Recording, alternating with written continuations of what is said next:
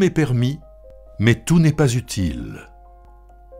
Tout m'est permis, mais moi, je ne permettrai à rien d'avoir autorité sur moi. Les aliments sont pour le ventre, comme le ventre pour les aliments. Dieu réduira à rien celui-ci comme cela. Mais le corps n'est pas pour l'inconduite sexuelle. Il est pour le Seigneur, comme le Seigneur pour le corps. Or Dieu, qui a réveillé le Seigneur, nous éveillera aussi par sa puissance. Ne savez-vous pas que votre corps fait partie du corps du Christ ?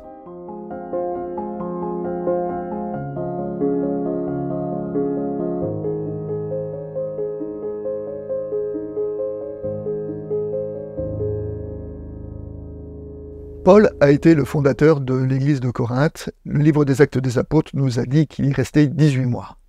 Et puis, il a quitté la ville pour poursuivre son ministère dans d'autres villes. Et puis, par des courriers ou par des messagers, il a entendu que l'église de Corinthe était confrontée à un certain nombre de problèmes. Et il y avait notamment toute la question du lien entre la liberté de l'évangile, et le comportement, et notamment le comportement en matière sexuelle. Un verset de l'Épître aux Corinthiens dit que dans l'Église, il y avait des cas d'inconduite qu'on ne trouvait même pas dans la ville, à l'extérieur, et en sachant que Corinthe était une ville portuaire qui avait une solide réputation de débauche, on voit ce à quoi ça peut répondre, ça peut correspondre. Alors l'apôtre Paul aborde cette question dans l'Épître aux Corinthiens, et il consacre 3 chapitres à cette question du lien entre la liberté et l'éthique dans le domaine de la sexualité.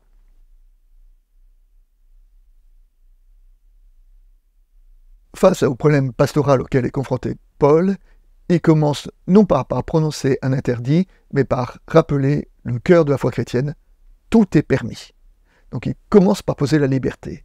Et ensuite, il apporte 2 restrictions ou 2 correctifs à cette liberté. Tout est permis, oui, mais tout n'est pas utile. Tout est permis, oui, mais je ne permettrai à rien d'avoir autorité sur moi. C'est-à-dire que dans l'exercice de la liberté, Paul nous invite à nous poser la question, est-ce que ce que je m'apprête à faire est utile?